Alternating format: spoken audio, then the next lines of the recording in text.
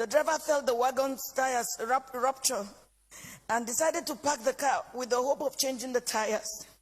It was like a film. In a GC, motley crowd of armed men in military uniform came out of the bush. They fired at the boot of the car.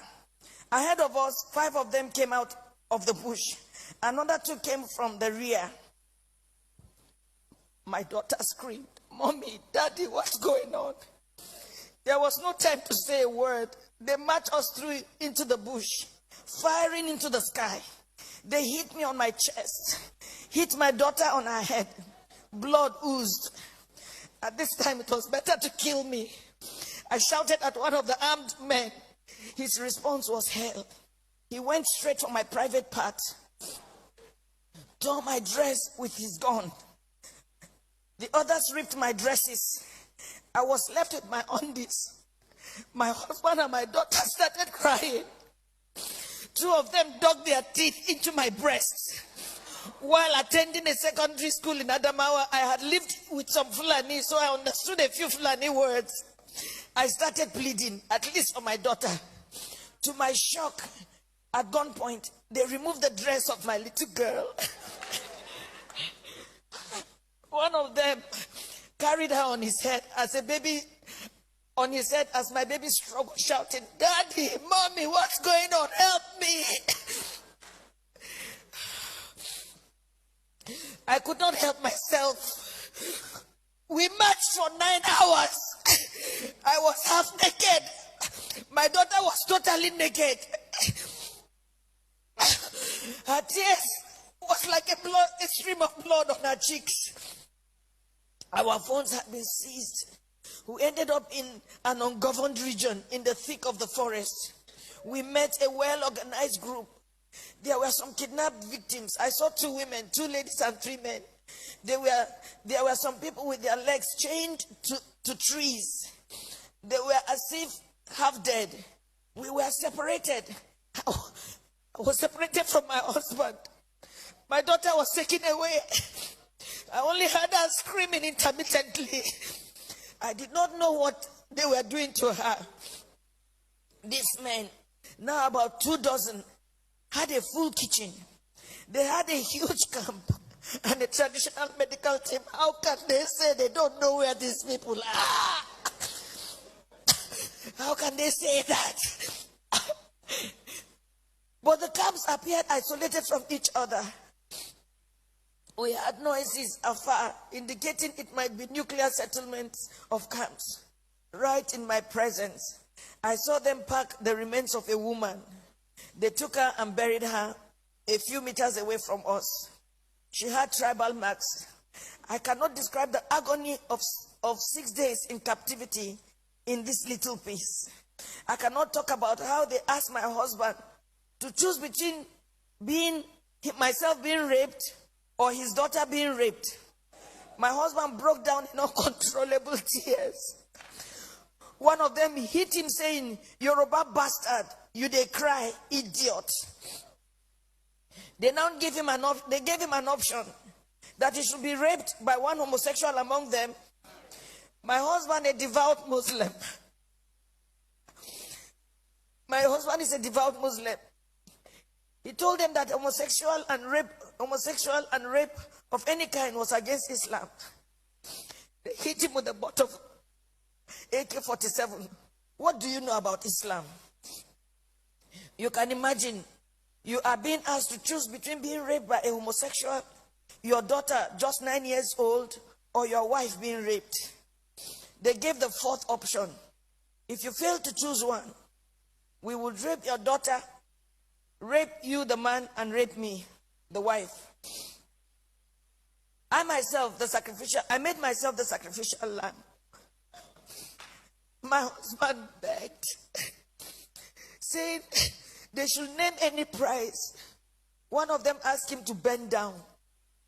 3 beastly criminals sat on his back, jumping until he was too weak to stand.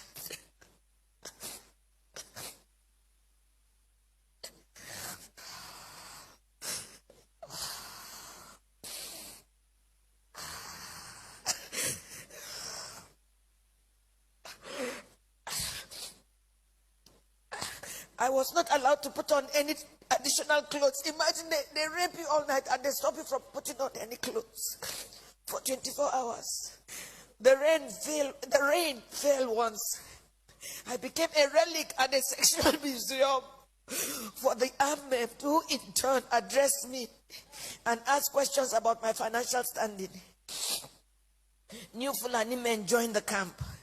They organized military training for the new Fulani men that came, teaching them how to shoot and walk through circles of glowing fire.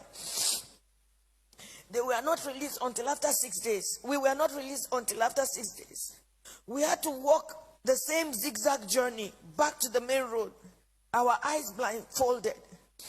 During the negotiation to pay, they said the money was not for them alone, that they had to settle those who sent them. For me, I see a thriving organized crime supported by powerful political interests. Now, I do not think we were released to freedom after paying a whopping 8 million naira. I do not think we can ever be free. We can never be free from the anguish, the psychological trauma, the nightmares we suffered, the occasional fits of my daughter, her waking up at night behaving strangely, her asking the same question over and over, "Mommy, Mommy, why?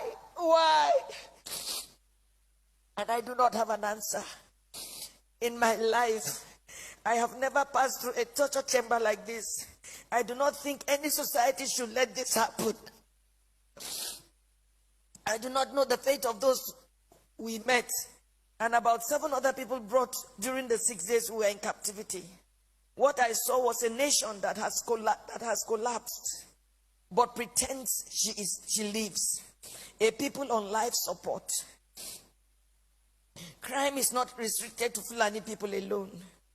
We have Yoruba criminals, but I don't think Yoruba criminals are this beastly. These elements are savages. I can't imagine Yoruba thieves going to Sokoto or Maiduguri to kidnap Fulani people and keep them in their own bushes. It gives me mental torture that this is happening, and some people are even trying to justify or look for excuses. Well, as a devout Muslim,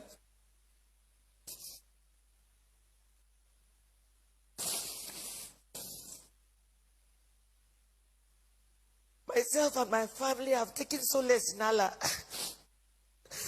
Not the Nigerian police, not the army, not the government. We have taken our faith the way it came, that this is supposed to be fate. I thank God that we successfully returned to where we live, thousands of miles from Nigeria. We thank God that we have made a vow. Never shall me, any of my children or husband in our lifetime visit Nigeria again.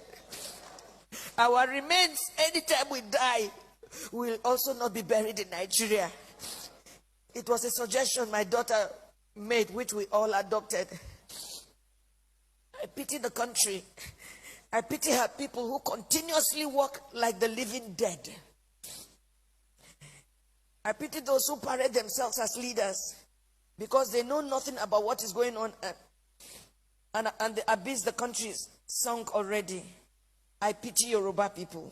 Oh, I pity you. I pity my people. For me, the issue is not about President Buhari. Democracy can produce anything, even the worst in the society.